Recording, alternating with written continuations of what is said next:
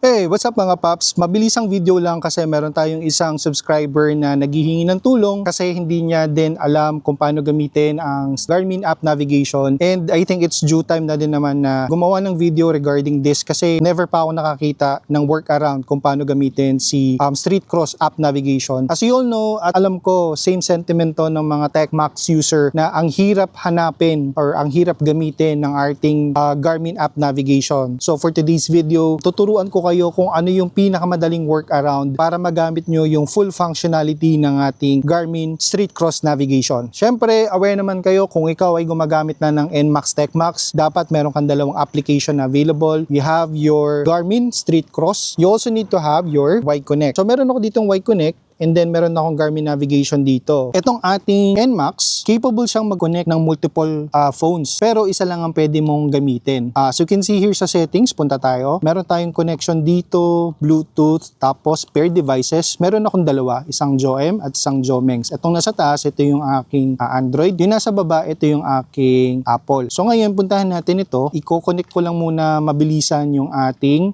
Android phone. So ngayon, nakikita nyo yung ating NMAX Y-Connect is already connected. So ngayon, ano yung workaround kung ang gamit mo ay Android? Kasi for example, no, dito sa ating wait lang, lilipat ako sa upuan para makita nyo. So dito kasi sa ating sa ating Garmin app navigation, sobrang limited ng mga option mo, or most of the time, majority of the time, hindi mo makikita yung mga pupuntahan mo. For example, pupunta ka kay Merben Tapsilugan, yung masarap na bulaluhan sa Tagaytay. Ayan, so lumalabas si Merben Canteen Tapsilugan dito. No, which is good, 'di ba? Which is good.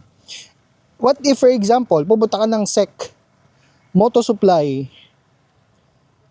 Wala kang option. Wala masyadong lumalabas na option dito sa ating Garmin. So ang workaround diyan is ganito. Punta ka sa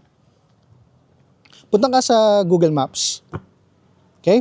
Ngayon, type mo yung SEC, Moto Supply, for example, punta tayo ng itong Tejero General Trias. Click natin yan. Okay? So, ayan daw yung SEC Moto Supply sa may Gen 3. So, gusto kong puntahan yan. Hindi kasi yan nagre-reflect sa sa Garmin. So, ngayon, ang gagawin mo, click mo yung direction. Okay? Tapos, click mo tong share. Share. Yan. Tapos, i-select mo tong Street Cross. Okay? So, dapat meron yung pop-up na lalabas na you are receiving data or Google Maps data from Google Maps. Pero, ang problema doon, hit or miss kasi siya. So, minsan gumagana, minsan hindi. What is your second workaround? For the second workaround, ang gagawin mo, it's the same thing. Okay? Balik ka dun sa maps mo. Identified mo na ito talaga si SEC, no? Yan na yung location. Gagawin mo, zoom in, i-cross out mo yung navigation. Okay? Ngayon ang gagawin mo, magpipin ka sa mismong kalsada katapat ng location. So, press mo lang yan. Yan, nalipat na siya dito sa kalsada. Okay? Next. Ang next step mo is kukunin mo yung longitude at latitude. Saan mo hanapin yun? Dito lang yun banda. Yan, ito mismo. Yung 14.399 at yung 120.86. So, ayan yung longitude. Ayan yung longitude at latitude. So, ngayon gagawin mo, copy-paste mo yan. Coordinates, copied to clipboard. So, you have your coordinates ready, no? Ngayon, ang maganda kasi dito kay Garmin is na-determine niya or na-identify niya yung mga coordinates. So, click on this, yung kinopy-paste natin. Yan. Okay? Tapos hit on go. Calculating. Nice. Okay. Now, there you have it. Ito na yung route mo ngayon. So ngayon, double check natin kung ando dun ba talaga siya sa maps, no, ng ating application. Ngayon, dun sa pinaka-dashboard mo, which is ayan yung default, ang gagawin mo lang, ipapress mo tong home button na to. Yan. So pagka-press natin yan, press. There you have it. That's your route. Papunta dun sa location na pinin mo kanina or dun sa coordinates na pinin mo sa Garmin. Paano kung Apple ang gamit mo? Same process lang naman din kasi ito ay S25, no? So, stop ko lang yung navigation. Tapos, switch tayo dun sa ating settings. Palitan natin siya ng connection papunta dun sa Apple. Pair devices. Kiklik ko lang yung nasa baba kasi yun yung Apple ko eh. Then connect. Yun. Okay, antayin lang natin siya. Tapos ito yung aking iPhone. Tatabi ko lang muna yung aking Android, no? Kasi baka mabagsak. Okay.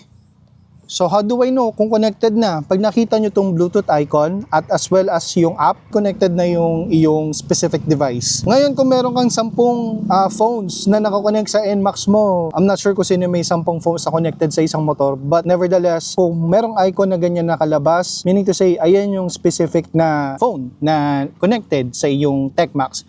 So, balik tayo doon, no, sa problema natin sa Garmin na hindi na-identify yung mga location. So, ito yung ating Apple, no. So, for example, punta tayo kay Garmin uli, tapos punta tayo somewhere, no. Yeah, so, lumipat lang tayo ng pwesto. Ngayon, punta tayo sa Garmin. So, dito sa Apple, ganun din ang gawin natin. Hanapin natin si SEC Gen 3. Gen 3. So, wala, no? No results found. Same thing, same process. Punta ka sa Google Maps mo. Okay? Ngayon, hanapin natin si SEC. Yeah, si SEC Moto Supply ng Tejero General Trias. Okay, good. Ngayon, itatry kong i-share. Share. Tapos more. Hanapin ko lang si Street Cross. Tingnan natin kung matatransfer niya yung data. Okay, so hindi siya nag-transfer. Sabi niya, the location is invalid. Try sharing a different location nearby. Babalik tayo dun sa second workaround natin, which is getting the coordinates ng location. Okay, kung saan tayo pupunta. So, in this case, close lang natin to, X. So, dahil alam natin na ito yung SEC Moto Supply, yung pupuntahan natin, gagawin ko is ipipin ko sa harapan ng SEC. Yan. Ngayon, next, let's get the coordinates, yung longitude tsaka latitude. So, saan natin siya makikita? Sa may bandang address yan, no? Dito mo siya makikita sa may address. I-collapse mo lang to. Makikita mo tong coordinates na to. Yan, yung 14.399 tsaka 120.86. So, copy mo yan. Copy. Tapos, lipat ka sa Garmin app mo, Street Cross. I-paste mo yung coordinate. So, ba't hindi siya lumalabas? Kasi meron kang open and close parentheses. So, ngayon, kailangan mo siyang tanggalin. Okay? Then, yan na. Lalabas na yung north and east coordinate mo. Click mo lang yan. Then, there you have it. Click on go. Calculating. Okay, goods. So, that is your route, no? Using your iPhone. Okay? Again, confirm natin kung andi dito siya sa ating dashboard. So, exit lang natin yung connection natin. Nandito tayo, no? Exit connection, press the home button. Ulit. Yan. Okay, there you go.